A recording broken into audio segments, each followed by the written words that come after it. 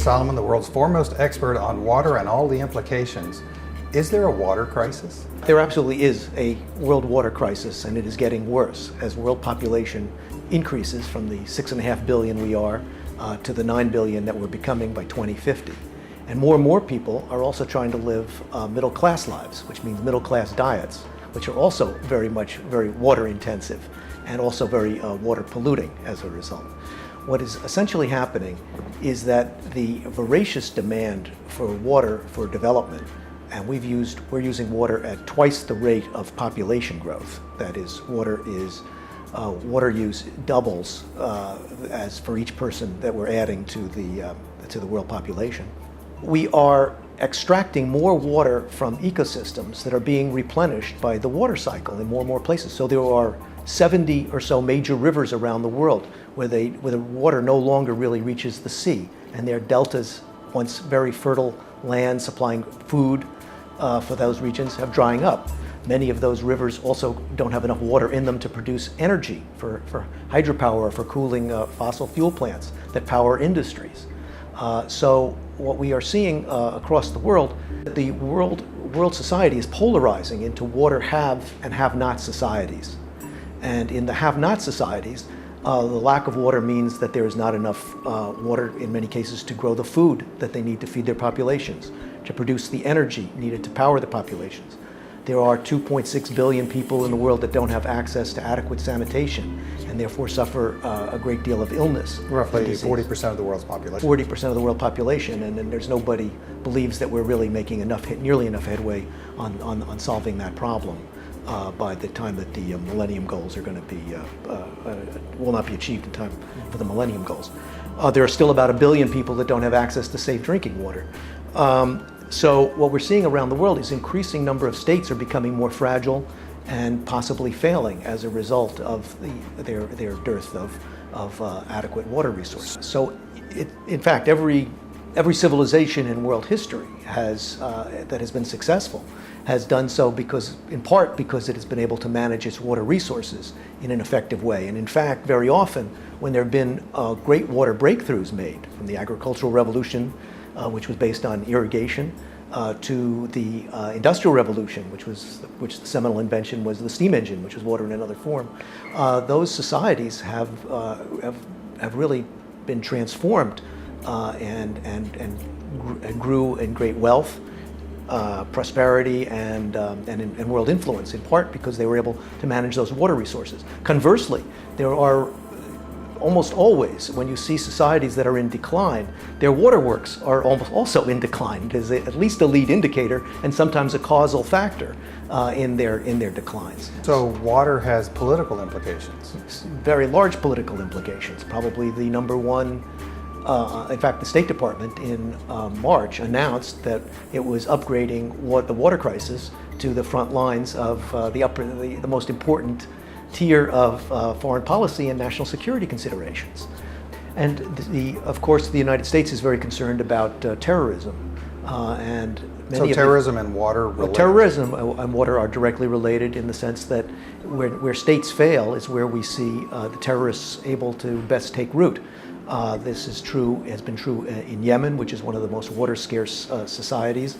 And Al-Qaeda has been able to reassert itself in those regions, in particular where the government can't control the territory. We see it, perhaps the ultimate failed state nightmare is Pakistan, however, because that's the home to Al-Qaeda and to many other terrorist groups, and also nuclear armed state that already is very fractious with great partly water-induced conflicts between, for example, the Sindhis in the south are very suspicious of the Punjabis, who are generally wealthy and have good government connections in the north, who believing that they take their disproportionate share of the Indus River flows, so that as the Indus River flows from the Himalayas through the Punjab down to the Sindh, the Sindhis are finding that they have diminishing amounts of water and are blaming the Punjabis, or suspicious that the Punjabis are siphoning the water, and that adds to the fractiousness of the society just on its own, without the fact that it's being besieged by a number of terrorist groups. We're going through a climate change. How does the climate change impact water, or is it the other way around?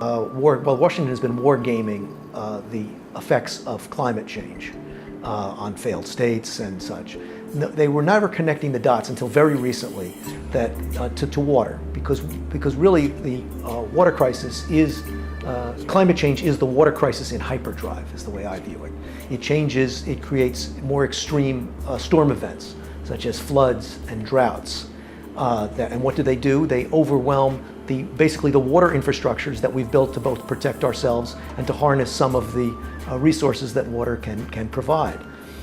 So we see everything from glacier melts, which are occurring from the Himalayas to the Andes, to snowpack, thinning of snowpacks, which in effect causes more rain to come in the spring rather than be stored in the snowpack. And then when the snow normally melted in the dry season in the summer, it replenished the reservoirs that we had put in place to help then provide irrigation and hydropower and drinking water needs. So in effect, climate change has in the industrial countries, it's wrong sizing much of the infrastructures that we've built in place.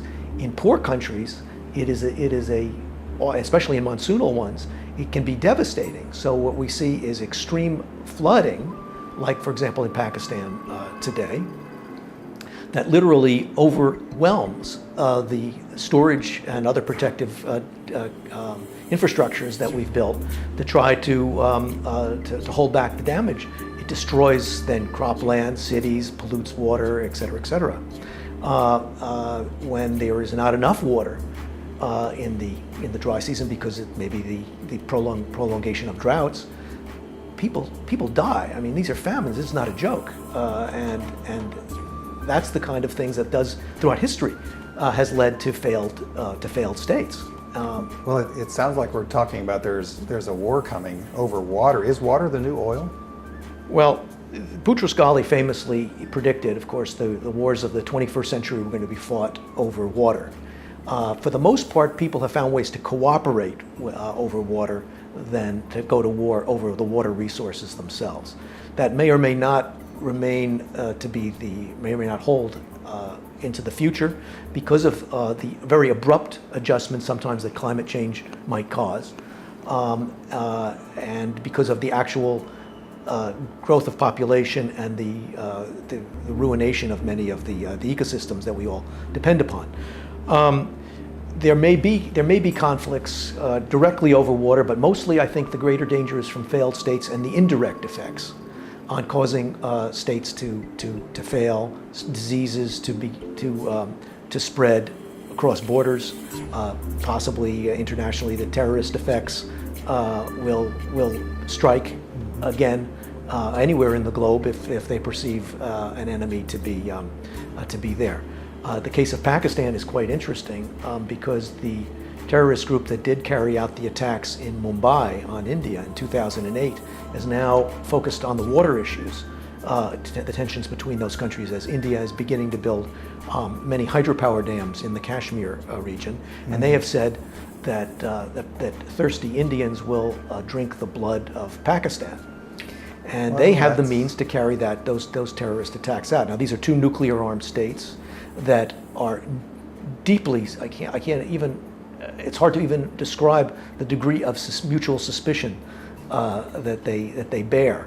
But it's a little bit like South Korea, North Koreans, if you will, even perhaps more extreme than that. So it doesn't take much to set off a spark that can cause a conflict between those states.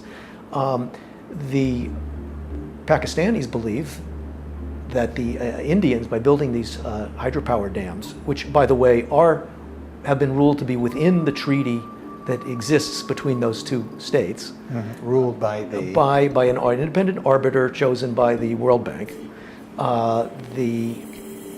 However, I take it not recognized by the terrorists. Not recognized by the terrorists, nor recognized by the Pakistanis, to be quite honest, because and frankly, even by the water experts themselves, admit that the circumstances have changed so dramatically since 1960 when that treaty was signed that this really is a new instance, a new case that was not foreseen. So it is a very controversial ruling even by the arbiter. So it sounds truly like a prescription for some type of armed conflict coming over water. There is enough tensions over Kashmir for lots of reasons besides water. This adds, is this the straw that breaks the camel's back? Well, we don't really know. But the Pakistani press is filled with headlines that says that India is practicing water terrorism against it. Their great fear is that the Indians will use the cumulative storage of those hydropower dams, which is about 1 month's total, to withhold water during the planting season in Pakistan, which would be pretty devastating to the farmers, and it's 60% of that society is agricultural. Now, the Pakistanis have themselves to blame, frankly, because they have only 30 days storage on the Indus River. The Indus is like the Nile is to Egypt. It's the life source for that country. So they've only built 30 days storage in any sense. So if they had done like other countries and had been able to maintain and build more storage, the 30 days that the Indians might be able to withhold from them would not be nearly the existential threat that it could potentially be.